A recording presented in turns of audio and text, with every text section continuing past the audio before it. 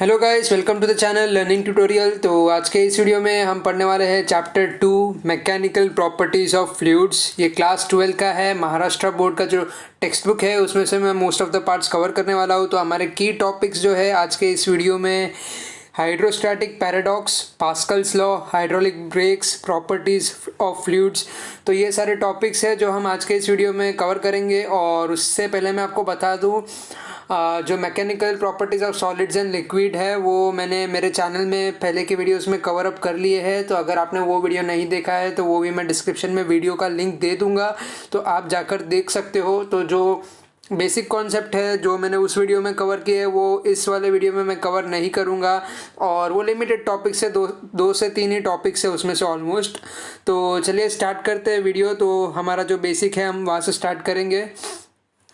Okay, सो सबसे पहले introduction part में, जैसे कि यहाँ पे स्टैंडर्ड 11 का बताया हुआ है जो मैंने वीडियो पोस्ट किया है पहले ही। So we discuss the behaviour of solids under the action of force among three states of matter, that is solid, liquid and gas. A solid nearly maintains its fixed shape and volume even if a large force is applied to it. Solid shape को आप किसी भी angle में, किसी भी वे में, कितने भी वॉल्यूम में, यानी आप जो है फोर्स अप्लाई करोगे तभी उसका शेप को कोई भी चेंजेस नहीं होगा। तो यही सेंटेंस लिखा है यहाँ पे। Liquid and gases do not have their own shape, so ये बिल्कुल करेक्ट है। And they take the shape of the containing vessel.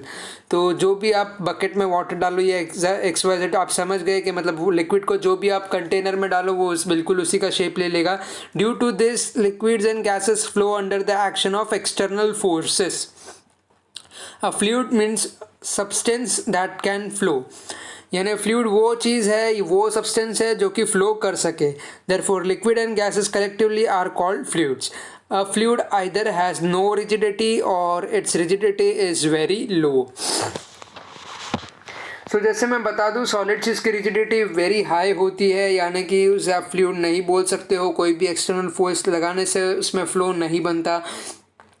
जैसे कि गैस और लिक्विड की मैं बात करूं तो उसका कोई एक फिक्स डेफिनेट शेप नहीं होता। वो अकॉर्डिंग टू एक्सटर्नल आपका जो भी ऑब्जेक्ट रहेगा उसके अकॉर्डिंग वो जो है शेप ले लेगा। So in our daily life we often experience the pressure exerted by a fluid at rest and in motion. Viscosity and surface tension play an important role in nature. We will try to understand such properties in this chapter. तो इसी के साथ हम लोग आगे बढ़ेंगे। जो हमारा नेक्स्ट टॉपिक है वो देखेंगे अभी। सबसे पहले हम लोग फ्लूइड को समझ लेते हैं अच्छे से। Any substance that can flow is a fluid.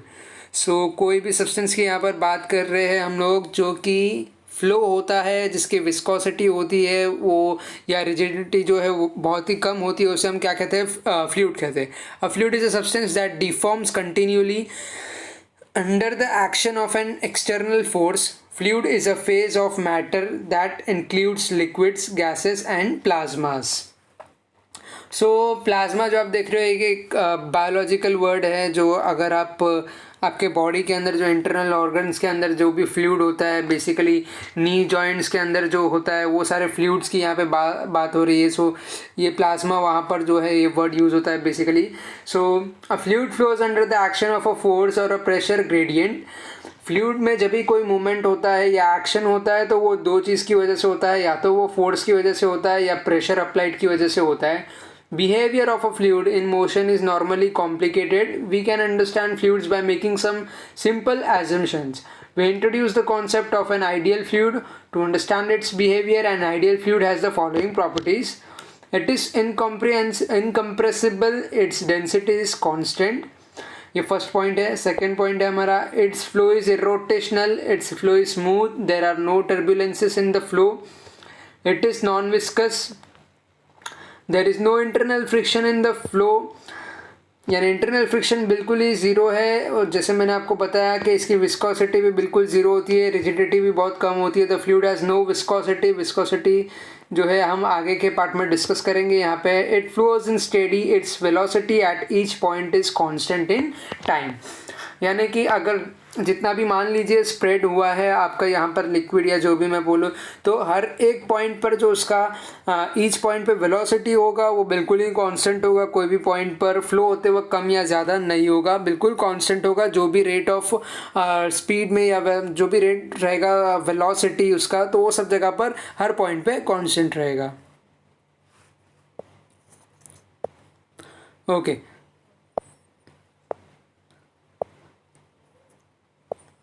So it is important to understand the difference between a solid and fluid. Solid can be subjected to shear stress, tangential stress as shown in figure and normal stress as shown in figure 2.2. Okay.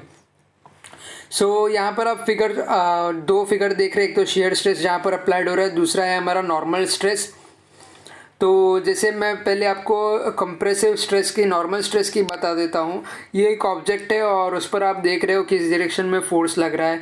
या तो centre point पर extreme left या extreme right पे इस तरीके से लग रहा है, या एक्सट्रीम अपवर्ड या एक्सट्रीम डाउनवर्ड से लग रहा है। तो उसी तरीके से ये जो है यहाँ पे कंप्रेसिव स्ट्रेस हो रहा है, यानी कि किसी ऑब्जेक्ट को आप जो है मिलकर दबा रहे हो या उसे जो है प्रेस कर रहे हो। और पुलिंग स्ट्रेस जिसको बोलते हैं, पुलिंग यानी टेंसाइल स्ट्रेस होता है, इसी को भी नॉर्मल स्ट्रेस में लिया जाता है। सो आप डायरेक्शन ऑफ एरो से समझ जाओगे कि क्या है टेंसाइल और कॉम्प्रेसिव स्ट्रेस में डिफरेंस। उसके बाद हमारा आता है शेयर स्ट्रेस। सो मान लीजिए कुछ इस तरीके से ऑब्जेक्ट है आपका ABCD, और जो आप डैशिंग लाइन देख रहे हो ये एंगल ऑफ इंक्लिनेशन आप बोल सकते हो यहाँ पे। यानी कि जो आपका शेयर स्ट्रेस है वो कुछ इस तरीके से है कि D पॉइंट और C पॉइंट पर ज़्यादा फोर्स अप्लाई हो रहा है, बल्कि A पॉइंट और B पॉइंट पर नहीं हो रहा है। सो ये जो है आपका शेयर स्ट्रेस है यहाँ पर। Okay, so properties of fluids हम लोग देखेंगे। They do not oppose deformation, they get permanently deformed, they have ability to flow, they have ability to take the shape of the container. A fluid exhibits these properties because it cannot oppose a shear stress when in static equilibrium. तो ये सारे points हमने discuss कर लिए पहले भी। सो ये जो है अपोज नहीं करता डिफॉर्मेशन को, यानी कि अगर आप कोई एयर फील्ड, जो मान लीजिए अगर कोई एक ऑब्जेक्ट है जिसमें आपने एयर फ्लो किया हुआ है, अगर आप उसको जो है शेयर स्ट्रेस लगा रहे हो या फिर आप यूँ कह के फोर्स लगा रहे हो, कोई भी तरीके का स्ट्रेस हो, तो वो डिफॉर्म होने की कोशिश करता है। ट्रांसफॉर्म होने के बाद अगेन वो डिफॉर्म होता है। बट यहाँ पे फ्लूइड की बात करें तो वो बिल्कुल भी अपोज नहीं करता इस चीज़ को, यानी कि वो जो है इसकी एबिलिटी टू फ्लो जो है उसकी ज़्यादा होती है, और उसके साथ ही जो है कंटेनर के शेप के साथ वो जो है अपने आप को एडजस्ट कर लेता है। So solids oppose the shear stress either by developing a restoring force, which means that the deformation are reversible, or they require a certain initial stress before they deform and start flowing. Okay, so ideal fluid on the other hand can only be subjected to normal compressive stress called pressure. Most fluids offer a very weak resistance to deformation. Real fluids display viscosity and so are capable of being subjected to low levels of shear stress. सो अभी यहाँ पे थोड़ा सा एक remember point हम देख लेते हैं। So 1 newton weight is about 100 gram mass if G is equal to 10 metre per second square. So the SI unit of pressure is newton per metre square force upon area. So SI unit अगर आप समझ जाओगे तो आपको सब formula जो है याद रह जाएगा। सो सबसे इम्पॉर्टेंट ये है, अगर आपके पास जितने भी फार्मूला है, अगर फार्मूला बैंक है तो आप सबसे पहले जो है SI यूनिट या डायमेंशन को पढ़ ले, उसे समझ ले, तो आप जो है एक फार्मूला को दूसरे फार्मूला से रिलेट करना सीख जाओगे। ये मैं क्लास 11 के फर्स्ट चैप्टर से आपको बताते आ रहा हूँ, जो कि सबसे इम्पॉर्टेंट है यहाँ पर। So 1 newton per metre square को हम पास्कल भी बोलते हैं। The dimension of pressure is, so यहाँ पे जो है kg per metre second square. Pressure is a scalar quantity. Other common units of measuring pressure of gas are bar and torr. So 1 bar is equals to 10⁵ newton per metre square, और 1 hecto pascal is equals to 100 pascals. So the concept of pressure is useful in dealing with fluids. liquids and gases. As fluids do not have definite shape and volume, it is convenient to use the quantities, pressure and density rather than force and mass when studying hydrostatic and hydrodynamics. तो most आपका जो important term है यहाँ पर जो है hydrodynamics और hydrostatics है, इसी की वजह से हम मैकेनिकल प्रॉपर्टीज़ पढ़ रहे हैं, बाकी तो ये चीज़ की कोई ज़रूरत ही नहीं है। कहाँ पर याद रखिए, हाइड्रोस्टैटिक और हाइड्रोडायनामिक्स के लिए ही हम लोग जो है मैकेनिकल प्रॉपर्टीज़ पढ़ रहे हैं, सॉलिड, लिक्विड्स और गैसेस के। सब जगह पे आपने एक कॉमन पॉइंट देखा, as fluids do not have definite shape and volume, it is convenient to use the quantity, pressure. ये चीज़ जो है आपको याद रख लेना है, एकदम से रट लेना है, यही चीज़ आपको सब जगह पे देखने को मिलेगा। अभी हम आते हैं pressure due to liquid column. Liquid column यानी कंटेनर है, एयर मीडियम है, वाटर मीडियम है, वही बात हो गई। क्या है देखते हैं हम लोग यहाँ पे। A vessel is filled with a liquid, let us calculate the pressure exerted bye an imaginary cylinder of cross sectional area, यानी ये जो है आपका इमेजिनरी सिलेंडर है जिसका क्रॉस सेक्शनल एरिया ए है inside container. Let the density of the fluid be rho, इसको हम रो बोलेंगे डेंसिटी को, and the height of the imaginary cylinder be H as shown in figure. The liquid column exerts a force F is equal to M G, यानी mass into acceleration होगा। तो यहाँ पे जो एक्सिलरेशन है gravity है, which is its weight on the bottom of the cylinder. This force acts in the downward direction, gravity है तो बिल्कुल डाउनवर्ड ही होगा। Therefore the pressure P exerted by the liquid column on the bottom of cylinder is, यहाँ पे आप देख सकते हो बॉटम ऑफ सिलेंडर के लिए फोर्स अपॉन एरिया हो गया, यानी M G upon area. M अभी हमारा क्या है, volume of cylinder into density of liquid है। वॉल्यूम है हमारा ए इंटू एच यानी एरिया, और हाइट यहाँ पे आप देख सकते हो डायग्राम में, इंटू रो यानी कि ए एच पी। एम का वैल्यू हो गया ये, राइट। तो एफ अपॉन ए में जो आपका F is equal to M G में है, तो एम का वैल्यू आप सब्सटीट्यूट कर दोगे यहाँ पर, तो एम का वैल्यू क्या आ जाएगा। एम का वैल्यू है ए एच रो इंटू जी। ए से ए कैंसिल हो जाएगा, तो P is equal to H rho G. ये याद रखिए, ये सब जगह पर यूज़ होगा ये टर्म। ये कॉन्स्टेंट टर्म है, okay.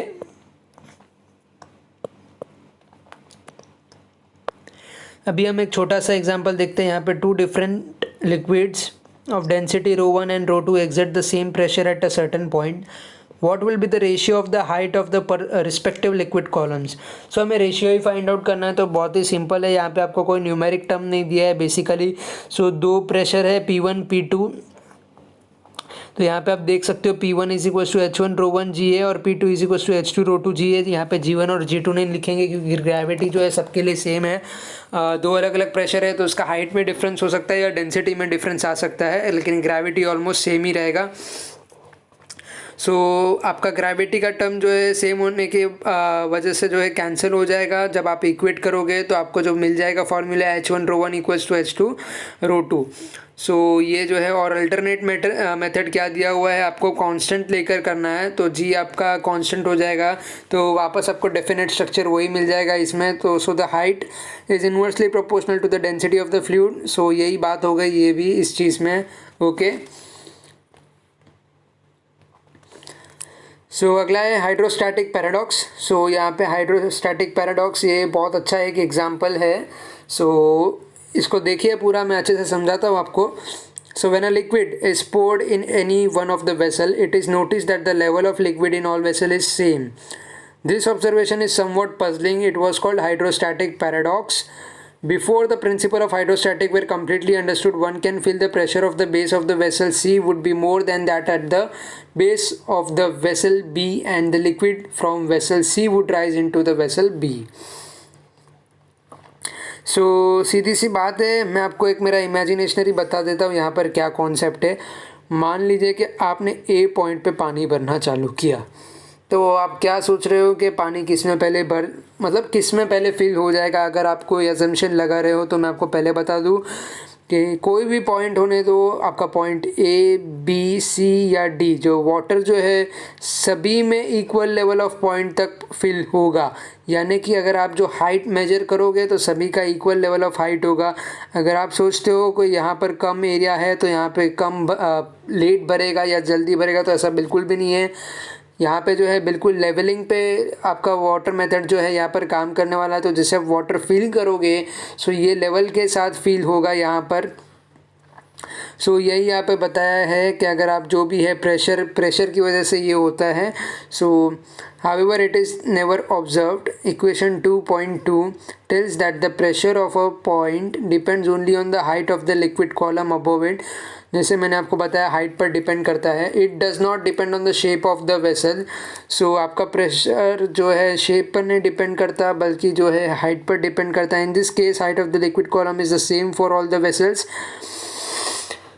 Therefore, the pressure of liquid column in each vessel is the same and the system is in equilibrium. So इस सिस्टम को क्या बोलते हैं हम लोग? इक्विलिब्रियम सिस्टम बोलते हैं, जहाँ पे बिल्कुल सेम लेवलिंग आपको देखने को मिल जाती है। That means the liquid in vessel C does not rise in to vessel B.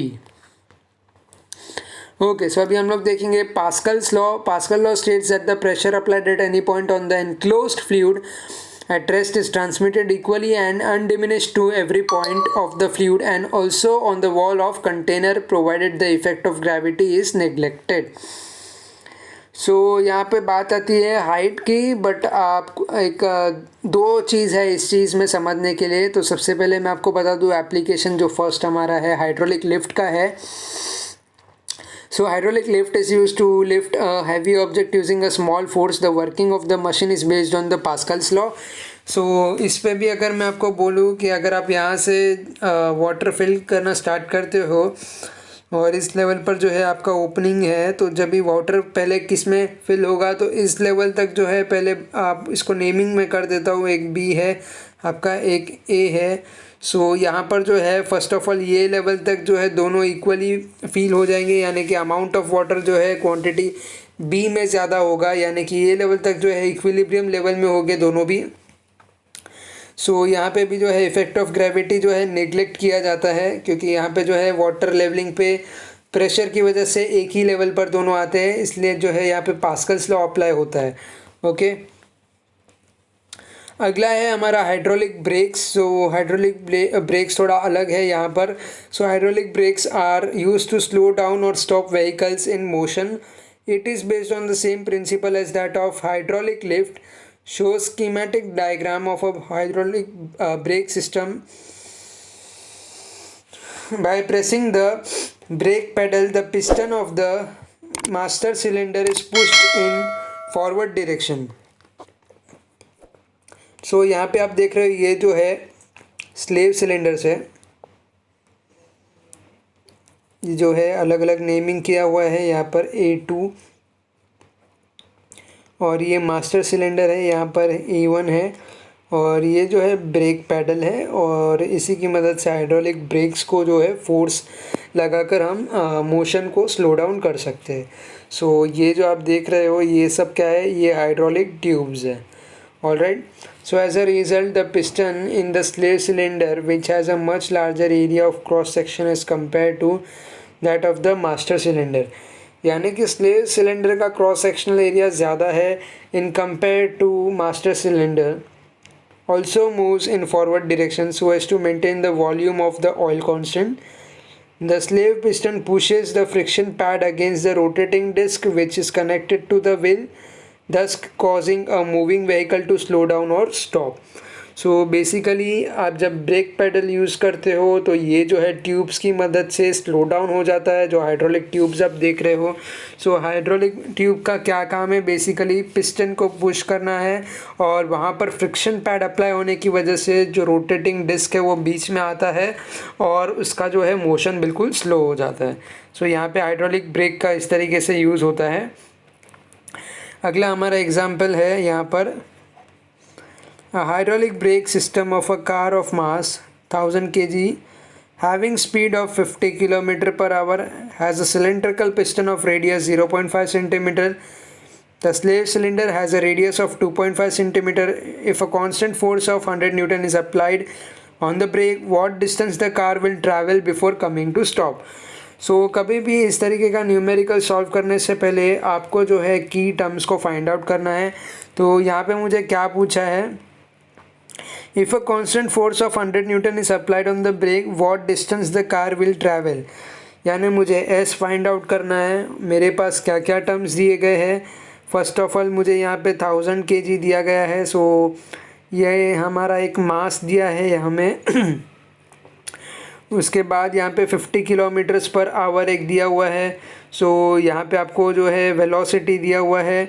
उसके बाद रेडियस का वैल्यू दिया है r इज इक्वल्स टू 0.5 और 100 न्यूटन यानी फोर्स है, और 2.5 जो है रेडियस है दूसरा स्लेव सिलेंडर का। ओके, सो गिवन टर्म्स कभी भी हम लोग पहले प्लॉट कर लेंगे। सो एरिया यहाँ पर दिया है 0.5 यानी इंटू 10⁻⁻² मीटर स्क्वायर में हम लेंगे इसको। A1 और A2 दो अलग अलग एरिया है। हमें पहले F2 फाइंड आउट करना पड़ेगा बाय पास्कल्स प्रिंसिपल। सो इस तरीके से आप वैल्यू सब्स्टिट्यूट करेंगे तो आपको F2 का वैल्यू मिल जाएगा। F2 के वैल्यू को सब्स्टिट्यूट करने के बाद आपको एक्सेलरेशन निकालना है। मास तो आपका 1000 kg है दोनों केसेस में। सो आप एक्सेलरेशन वैल्यू निकाल दोगे तो यहाँ से आप जो है वेलोसिटी और आपका जो गिवन टर्म है एक्सेलरेशन की मदद से आप एस फाइंड आउट कर सकते हैं, क्योंकि v² is equals to u² - 2as होता है। तो ये सब जो है फंडामेंटल प्रॉपर्टीज़ है। हमने फर्स्ट चैप्टर में हमारे 11th के उसमें कंप्लीट किया था, सब चीज़ कवर अप किया था। जो मेजरमेंट्स एंड यूनिट्स है हमारा। सो यहाँ पे उसी जैसे आपका फाइनल वेलोसिटी 0 है, इनिशियल वेलोसिटी 50 किलोमीटर पर आवर्स दिया हुआ है। सो बस आपको क्या गिवन वैल्यू सब कुछ आ गया है, उसके बाद आपको नॉर्मली सब्स्टिट्यूट करना है। तो अगर आपका SI यूनिट का कॉन्सेप्ट क्लियर है तो आपको फार्मूला की भी ज़रूरत नहीं है। आप इजीली SI यूनिट को ही कंपेयर करके एक वैल्यू निकाल सकते हो, जिसका जो है आपको most of all competitive exam में या फिर जो है एंट्रेंस एग्ज़ाम में बहुत ही काम आएगा। आप इस तरीके से थ्योरेटिकल वे में आप सिर्फ बोर्ड पैटर्न में यूज़ कर सकते हो, उसके अलावा कहीं पर भी यूज़ नहीं है इस चीज़ का। ओके, सो अभी हम देखेंगे लास्ट टॉपिक हमारा mercury barometer. So an instruction that measures atmospheric pressure is called a barometer. So आपका जो इंस्ट्रूमेंट है, सॉरी मैंने इंस्ट्रक्शन बोला। सो इंस्ट्रूमेंट जो है अगर आपका एटमॉस्फेरिक प्रेशर मेजर करता है तो हम उसको क्या कहते हैं, बैरोमीटर कहते हैं। सो जो भी अगर आप कार के व्हील में भी अगर आपने देखा होगा एक मशीन होता है, अगर आप एयर ब्लो करते हो तो मशीन आपका प्रेशर चेक करता है, तो उसे भी हम बैरोमीटर कहते हैं वहाँ पर, जो कि हैवी टोन व्हीकल्स में यूज़ होता है। Okay, so one of the first barometer was by Italian scientist Torricelli. The barometer is in the form of glass tube completely filled with mercury and placed upside down in a small dish containing mercury. Its schematic diagram यहाँ पे दिया हुआ है। So first point है मेरा, a glass tube of about 1 meter length and diameter of about 1 centimeter is filled with mercury up to its brim. Okay. It is then quickly inverted into a small dish containing mercury. The level of mercury in the glass tube lowers as some mercury spills in the dish. A gap is created between the surface of mercury.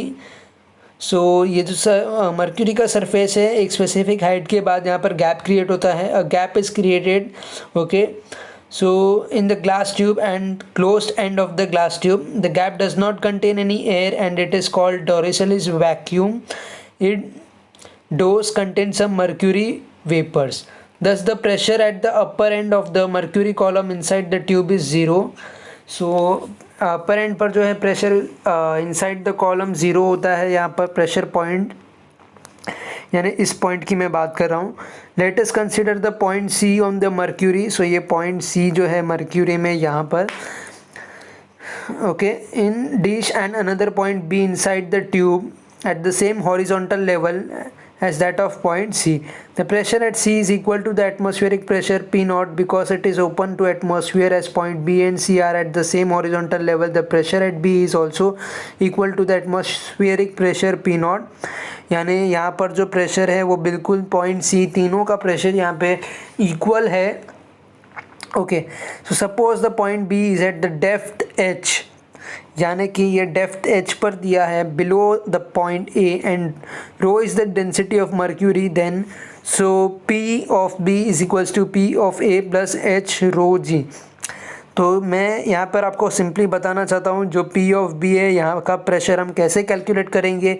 P of A यहाँ पर कुछ pressure अलग होगा इस point पर, plus height यहाँ पर जो होगा यानी कि P ऑफ B के बराबर करने के लिए यहाँ पे उसका हाइट और ये पार्ट जो है A से लेके B तक का पार्ट, इसका जो डेंसिटी है वो, और इसके अंदर जो लिक्विड है उसका जो ग्रेविटी है वो। सो PA plus H rho G। So guys आज के इस वीडियो में बस इतना ही। आधे जो पार्ट्स हैं मैंने पहले के वीडियो में कवर किया है, तो उसका जैसे मैंने बताया मैं डिस्क्रिप्शन में लिंक दे दूंगा। और अगर आप चाहते हो कि मैं क्लास 12 के और भी चैप्टर्स कवर करूं जो थियोरेटिकल पार्ट्स हैं, न्यूमेरिकल्स, तो मुझे कमेंट बॉक्स में बताइए। आपका जो भी डिमांड होगा वो मैं फुलफ़िल करने की पूरी कोशिश करूँगा।